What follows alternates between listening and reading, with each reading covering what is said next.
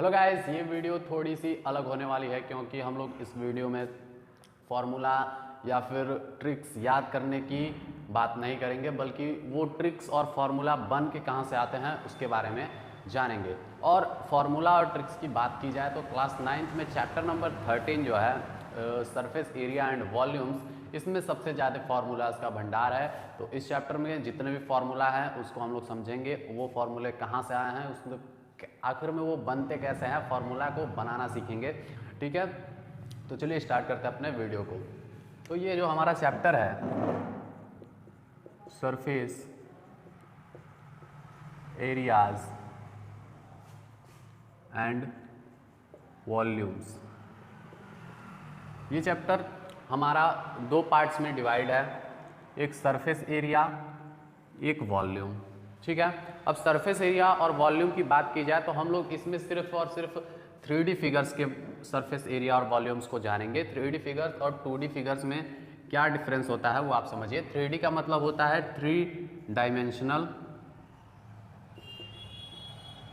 और 2D का मतलब होता है 2 डायमेंशनल। ठीक है,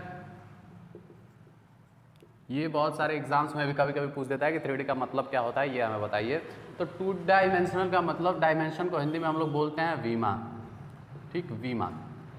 2 डायमेंशनल वो आकृतियाँ होती हैं जिनमें सिर्फ 2 विमाएँ हों, यह एक हाइट, एक लंबाई और एक चौड़ाई। हाइट नहीं, बस एक लंबाई और एक चौड़ाई। आप बोलेंगे कि इसमें 4 विमाएँ हैं, तो अगर चारों विमाओं को आप लोग देखेंगे तो इसे क्या, आप इन दोनों को आप क्या बोलेंगे? इन दोनों को या तो आप चौड़ाई बोल सकते हैं या तो आप लंबाई बोल सकते हैं, और इन दोनों को भी आप लोग क्या बोलेंगे? या तो चौड़ाई बोलेंगे या तो लंबाई बोलेंगे। यानी कि इसमें 2 विमाएँ हैं और 3 डायमेंशनल जो शेप्स हैं उसमें हमारी होती हैं 3 विमाएँ।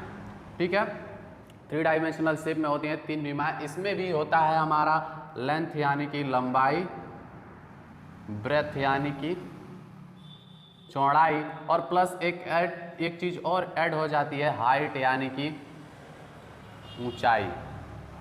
ठीक है, और हाइट के ऐड होने से हमारी एक विमा बढ़ जाती है, जिसे हम लोग क्या बोलते हैं? जिसे हम लोग 3 डायमेंशनल बोल देते हैं या फिर 3 विमाओं वाली आकृति बोल देते हैं। आप लोग थोड़ा एग्जांपल से समझ सकते हैं। जैसे कि ये मेरे पास एक पेपर है, इसका जो हाइट है वो लगभग नेग्लेजिबल है, यानी कि नगण्य के बराबर है। जैसे अगर मैं इसे रखूँ, इस सरफेस पर इसे रख दूँ, तो हमें इसमें एक ये वाला फेस इसका देखने को मिलेगा और एक ये वाला फेस हमें देखने को मिलेगा। ठीक है, इसमें मोटाई कहीं हमें नहीं दिखेगी। मोटाई, इसकी थिकनेस जो है या फिर उसकी हाइट बोले जाए तो वो नहीं दिखने वाली है। एक रेक्टेंगुलर शेप में है, ये पेज देख सकते हैं आप। और इस पेज के जगह मैं अगर इस बुक को लूँ तो इसमें देखिए, इसमें इसकी ये देखिए, ये इसकी लंबाई हो गई, इसकी चौड़ाई हो गई, और ये इसकी लंबाई हो गई, और बीच में ये जो दिख रहा है आपको, ये उसकी क्या हो गई? ऊंचाई हो गई। यानी कि ये जो हमारी बुक है ये 3 डायमेंशनल है, यानी कि 3 विमाओं वाली एक आकृति है। अब आपने 3D और 2D समझ लिया, तो हमें कुल मिला जुला के इसमें सिर्फ 3D फिगर्स को समझना है। अब हम लोग देखेंगे कि किन किन 3D फिगर्स को हमें इस चैप्टर में पढ़ना है। तो हमारा उसमें पहला फिगर आता है क्यूबॉइड, यानी कि घनाभ। ठीक है, जो दूसरा फिगर है वो है हमारा क्यूब, यानी कि घन। तीसरा जो है वो है हमारा सिलेंडर, यानी कि बेलन। चौथा है कोन, यानी कि शंकु। ठीक है, और इसमें बस इन्हीं 4 फिगर्स के बारे में हमें, एक और 6 फिगर्स हैं। पांचवा है हमारा स्फेयर, यानी कि गोला, और छठवा है हमारा हेमीस्फेयर, यानी कि अर्धगोला। ठीक है,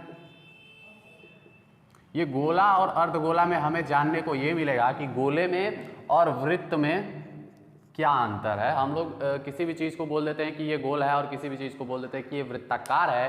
तो इस टॉपिक में हम लोग ये कवर कर लेंगे कि वृत्त और गोले में क्या अंतर है। तो चलिए देखते हैं इनके सरफेस एरियाज और वॉल्यूम्स के बारे में। पहले हम लोग इनके सरफेस एरिया यानी कि पृष्ठीय क्षेत्रफल ये हो गया हमारा पृष्ठीय क्षेत्रफल। पहले हम लोग इनके पृष्ठीय क्षेत्रफल को जानेंगे और पृष्ठीय क्षेत्रफल के बाद हम लोग जानेंगे वॉल्यूम्स के बारे में, यानी कि इनके आयतन के बारे में। ठीक, तो चलिए एक एक करके हम लोग इन आकृतियों को समझते हैं। तो अब चलिए हम लोग पहली आकृति के बारे में पढ़ते हैं, जो कि है हमारा घनाभ यानी कि क्यूबॉइड। अब क्यूबॉइड के बारे में हमें क्या देखना है? क्यूबॉइड के हमें पृष्ठीय क्षेत्रफल को देखना है। पृष्ठीय क्षेत्रफल क्या होता है? किसी भी आकृति का जो सबसे ऊपरी सतह होता है वो उसका पृष्ठ कहलाता है। जैसे कि अगर आप अपने घर को देखें तो घर का सबसे ऊपरी सतह क्या है? आपका छत है। तो आपका छत जो है वो घर का एक पृष्ठ हो गया। और अगर आप लोग नीचे आए तो नीचे में देखेंगे तो आपके घर में फर्श जो है वो आपके घर का निचला सतह हो गया, यानी कि वो निचला पृष्ठ हो गया। तो वो भी क्या है? एक पृष्ठ है। और आपकी दीवारें भी क्या है? एक पृष्ठ हैं। ठीक है, तो इस पृष्ठीय क्षेत्रफल का मतलब क्या हुआ? पृष्ठ जो होता है वो 2 डायमेंशनल होता है। किसी भी 3D फिगर का जो सबसे ऊपर वाला सरफेस होता है, जैसे कि हम लोग हैं, जैसे कि हम लोग इंसान जो हैं उनका पृष्ठीय क्षेत्रफल क्या होता है? पृष्ठीय क्षेत्रफल जैसे उनकी स्किन को अगर हम लोग बोले तो वो उसका सरफेस है, यानी कि पृष्ठ है। तो वैसे ही हम लोग इसमें इसका देखेंगे कि सरफेस एरिया ऑफ क्यूबॉइड, यानी कि घनाभ का पृष्ठीय क्षेत्रफल। क्षेत्रफल क्या होता है? तो क्षेत्रफल हमें पता है कि लंबाई और चौड़ाई, वो कोई भी स्थान, कौन सा जो कोई भी वस्तु जो स्थान घेरती है उसे हम लोग क्षेत्रफल मान लेते हैं। तो इसमें क्षेत्रफल, पृष्ठीय क्षेत्रफल निकालना है, यानी कि एक घनाभ में जितने भी पृष्ठ हैं उनका क्षेत्रफल अगर निकाल के सबको एक में जोड़ दिया जाए तो वो क्या हो जाएगा? हमारा सरफेस एरिया यानी कि पृष्ठीय क्षेत्रफल हो जाएगा।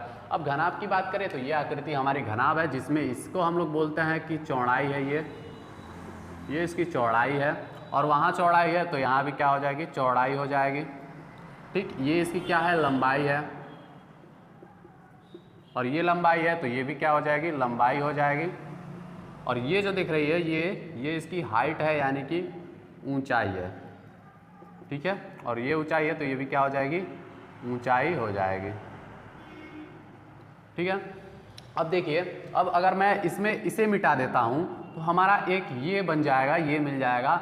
और इसे हम लोग क्या इसे अगर इसमें आपको पैरेललोग्राम की तरह दिख रहा होगा, लेकिन अगर आप रियल वाला लेंगे तो इसमें आपको दो चीज़ें मिलेंगी। एक तो ये लंबाई, ये ब्रेथ, और एक ये क्या, इसमें एक और चीज़ क्या है? ये ऊंचाई है, तो उसको हम लोग यहाँ मान लेंगे यच। तो इस आकृति का क्षेत्रफल क्या हो जाएगा? BH हो जाएगा। वैसे ही मैं अगर इसे मिटा दूँ तो यहाँ भी एक ये यच और ये यल, तो इस आकृति का क्षेत्रफल क्या हो जाएगा? हमारा LH हो जाएगा। ठीक है, अब उसको हमने देख लिया तो अब इससे बना लेते हैं और इसे मिटा देते हैं। तो यहाँ पे एक चीज़ हमें मिल जाएगा और ये इसका भी क्या हो जाएगा? हमारा क्षेत्रफल BH हो जाएगा। ये आकृति हमने देख ली। अब क्या हमें, अब एक और चीज़ हमें इसमें से रिमूव कर देना है। अगर ये सारा रिमूव कर देंगे हम लोग तो ऊपर का एक सरफेस मिल जाएगा हमें। ठीक है, उस आकृति में देखने से अगर नहीं समझ में आता है तो आपके लिए एक और चीज़ है मेरे पास। ये देखिए, ये है हमारा एक घनाभ, यानी कि एक क्यूबॉइड शेप का बुक। इसमें देखिए, इसमें अगर आप देखेंगे तो इस क्यूबॉइड में क्या क्या चीज़ें हैं वो मैं आपको दिखाता हूँ। ये देखिए, ये वाली हमारी चीज़ क्या है? इसमें ये वाली चीज़ क्या है? ब्रेथ है। ठीक, ये वाली चीज़ क्या है? लेंथ है। ठीक, यहाँ से मिला। ये ऊपर का सरफेस क्या है? ये एक आयत है, यानी कि एक रेक्टेंगल है ऊपर का सरफेस। ठीक है, फिर यहाँ भी एक आयत है जिसमें ये H है और ये हमारा क्या है? B है। ये एक आयत है। ठीक, 2 आयत हो गए हमारे। एक ये आयत है, इसमें H है ये, और ये क्या है? हमारा यल है। एक ये आयत हो गया, यानी कि सरफेस इसके गिनते जाइए। ये हमारा पहला सरफेस, ये हमारा दूसरा सरफेस, ये हमारा तीसरा सरफेस। ठीक है, तीसरा सरफेस के बाद क्या हुआ हमारा? ये एक यहाँ पे यल है हमारा। ठीक, और यहाँ पे क्या है? B है। तो ये हमारा चौथा सरफेस, ये हमारा हो जाएगा चौथा सरफेस। ठीक, ये भी यहाँ पर भी हमारे पास H है, और इधर अगर हम लोग जाएंगे तो हमारे पास B है। तो ये हो जाएगा हमारा 5वां सरफेस, और 5वें के बाद एक और सरफेस हमारा कहीं बचा है, सॉरी, ये वाला है हमारा, ये 6ठा सरफेस हो जाएगा। देखिए गिनिए, 1 2 3 4 5 और ये एक पीछे 6। ठीक है, तो इस बुक में हमारे पास 6 सरफेस है और 6 के 6 सरफेस किस फॉर्म में है, तो भाई एक रेक्टेंगल के फॉर्म में है। ठीक है, रेक्टेंगल यानी कि आयत के फॉर्म में है। और उन 6 का अगर मैं एरिया निकाल लूँ, जो पृष्ठीय क्षेत्रफल निकालना है, तो अगर उन 6 का, तो पहले का एरिया हमारा क्या होगा भाई, पहले का हमारा एरिया हो जाएगा, पहला रेक्टेंगल देखिए ये ऊपर, पहले का अगर हम लोग एरिया मान लें BH, ठीक है, यानी कि चौड़ाई इंटू ऊंचाई। दूसरे का हमारा LH और तीसरे का हमारा एक BH, एक LH और एक LB यानी कि आयत का क्षेत्रफल। अगर मैं इस वाले रेक्टेंगल में ले लूँ, ये वाला, ये सरफेस आगे पीछे दोनों होगा, तो ये वाला हमारा पूरा क्या हो जाएगा, इसे हमने B माना है और इसे हमने क्या माना है, L माना है, तो एक हमारा LB हो जाएगा। देखिए ये वाला सरफेस, चूंकि मैं, ये हमारा एक बोर्ड है, ये 2D फिगर है, तो मैं ये जो फिगर बनाया हूँ भले ही 3D है, लेकिन इसके पीछे का सरफेस मैं नहीं दिखा सकता। अगर मैं भी यहाँ पे खड़ा हो जाऊँ तो मैं आपको सिर्फ आगे से दिखूंगा, पीछे से नहीं दिखूंगा। इसका मतलब ये नहीं है कि मेरे पीछे का पार्ट नहीं है, इसके भी पीछे का पार्ट है। तो हमें जितने भी पार्ट्स दिख रहे हैं आगे, उनके पीछे के भी पार्ट्स होंगे। तो इसमें 2 BH होंगे भाई, 2 BH, 2 LH भी होंगे और 2 LB भी होंगे।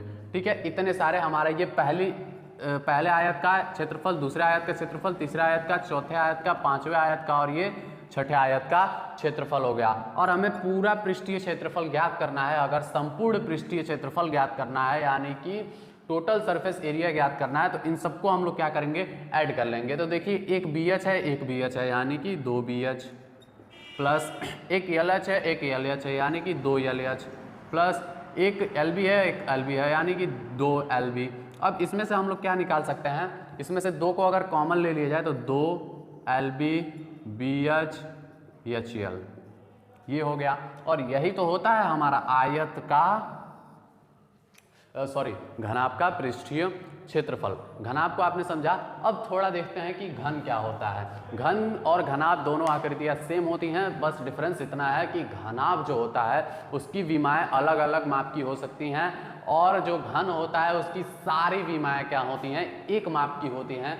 यानी कि हम लोग अगर पहले भी पढ़े थे, ये जो आयत होता है इसकी आमने सामने की भुजाएं, घन और घनाभ को समझने के लिए आयत और वर्ग को थोड़ा सा समझना पड़ता है। इसकी आमने सामने की भुजाएं क्या होती थी, बराबर होती थी। और वहीं अगर हम लोग वर्ग देखते थे तो वर्ग की सभी भुजाएं क्या होती थी, बराबर होती थी। तो वर्ग का हमारा क्षेत्रफल क्या होता था, भुजा स्क्वायर होता था, भुजा गुणे भुजा हो जाता था, यानी कि मान लीजिए ए स्क्वायर होता था। भुजा को नाम दे दिया हमने ए। और इसमें हमारा क्या होता था, एक यल होता था, एक बी होता था, और इसको हम लोग क्या नाम देते थे, यल बी। यानी कि आयत का जो क्षेत्रफल होता था हमारा वो लंबाई गुणे चौड़ाई होता था, यानी कि लेंथ इंटू ब्रेथ होता था। तो ये जो भी लेंथ है हमारे, ये सारे क्या है, इक्वल हैं। तो हम लोग अगर चाहें तो BH, अगर हम लोग बोलें कि घन का पृष्ठीय क्षेत्रफल क्या होता है, घन का पृष्ठीय क्षेत्रफल, यानी कि कई लोग पृष्ठीय क्षेत्रफल को आपको क्वेश्चन में घुमा के दे सकता है। पृष्ठीय क्षेत्रफल को संपूर्ण पृष्ठीय क्षेत्रफल भी कह सकता है। एक और पृष्ठीय क्षेत्रफल होता है जिसे हम लोग वक्र पृष्ठीय क्षेत्रफल कहते हैं, और इसके बाद हम लोग डायरेक्ट उसी पे जंप करने वाले हैं। तो पहले घन का पृष्ठीय क्षेत्रफल देख ले। तो घन में हमने पाया कि ये सारे क्या हैं, घन में एक बराबर हैं। ये जो प्लस का साइन है अगर मैं इक्वल बना दूं तो ये सारे अगर एक ही बराबर हैं, तो क्या मैं इन सबको एक ही बराबर चीज़ के तरह नहीं दिखा सकता हूँ। यानी कि एक इन सब के जगह पे मैं क्या लिख सकता हूँ, ए लिख सकता हूँ। और तो हमारे पास कितने ए हो जाएंगे, एक ए का स्क्वायर, एक ए का स्क्वायर, एक ए का स्क्वायर, एक ए का स्क्वायर और एक ए का स्क्वायर, यानी कि 6 ए का स्क्वायर। तो 6 ए स्क्वायर, यहाँ पे एक है, यहाँ पे एक है, यहाँ पे एक है, यहाँ पे एक है, सॉरी यहाँ और यहाँ एक छुपा होता है, सबको पता है। तो 6 ए स्क्वायर हो गया हमारा घन का पृष्ठीय क्षेत्रफल। और 6 ए स्क्वायर में जो ए है, ये क्या है, हमारा भुजा है। ठीक है, भुजा। चूंकि हमारे घन में जितने भी पृष्ठ होते हैं वो वर्गाकार होते हैं, तो हम लोग भुजा का स्क्वायर कर सकते हैं। यानी कि ऐसे भी लिख सकते हैं 6 गुणे भुजा का स्क्वायर। तो ये हो गया हमारे घन और घनाभ के पृष्ठीय क्षेत्रफल। अब हम लोग घन और घनाभ के वक्र पृष्ठीय क्षेत्रफल के बारे में समझते हैं। चलिए अब घन और घनाभ का हमने संपूर्ण पृष्ठीय क्षेत्रफल तो देख लिया। अब देखते हैं कि ये जो हमारा जो सरफेस एरिया है वो दो एरियाज में डिवाइड होता है। एक टोटल सरफेस एरिया, ठीक है, एक होता है लेटरल सरफेस एरिया, इसको हम लोग क्या बोलते हैं, संपूर्ण पृष्ठीय क्षेत्रफल, और इसको हम लोग बोलते हैं वक्र पृष्ठीय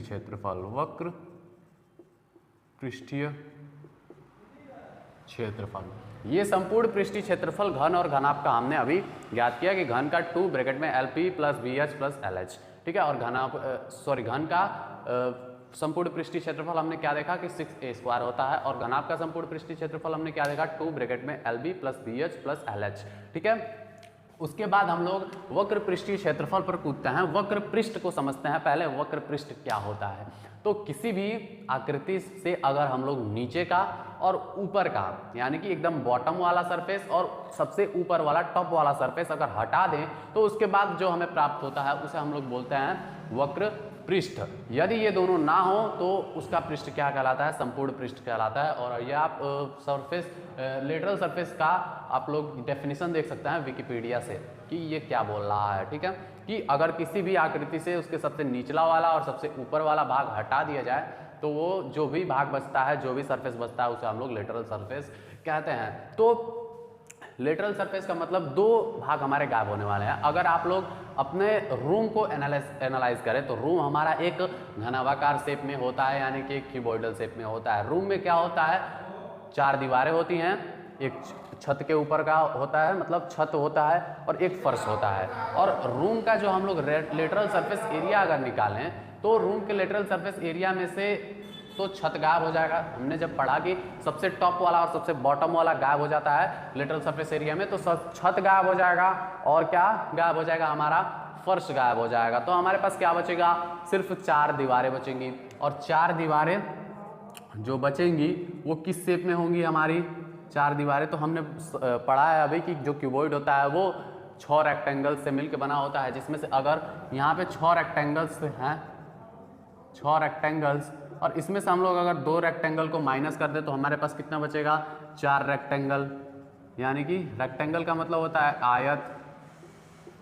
अगर 6 आयत है, 2 आयत उसमें से कट जाए, 2 आयत का मतलब एक छत एक फर्श कट गए, तो हमारे पास कितने बचे, 4 रेक्टेंगल्स। अब 4 रेक्टेंगल्स में हमारा क्या बच गया, 4 रेक्टेंगल्स में जैसे मैं अगर फिर एक ये बुक लूँ अपनी, तो लेटरल सरफेस एरिया का मतलब देखिए ये टॉप वाला ये हट गया, बॉटम वाला ये हट गया, तो हमारे पास क्या बचे, सॉरी ये टॉप का हम लोग मान सकते हैं, ये टॉप वाला हट गया, ये बॉटम वाला हट गया, ठीक है, ये दोनों सरफेस हमारे हट गया। तो ये बचा हमारा, जैसे हमारे पास क्या था, एक पहले BH था प्लस एक HL था, फिर एक LB था, ठीक, और इसमें से फिर हमारे पास क्या था, ऐसे हमारे पास एक पेयर और थे, BH HL और BH HL BH HL और LB, ठीक है।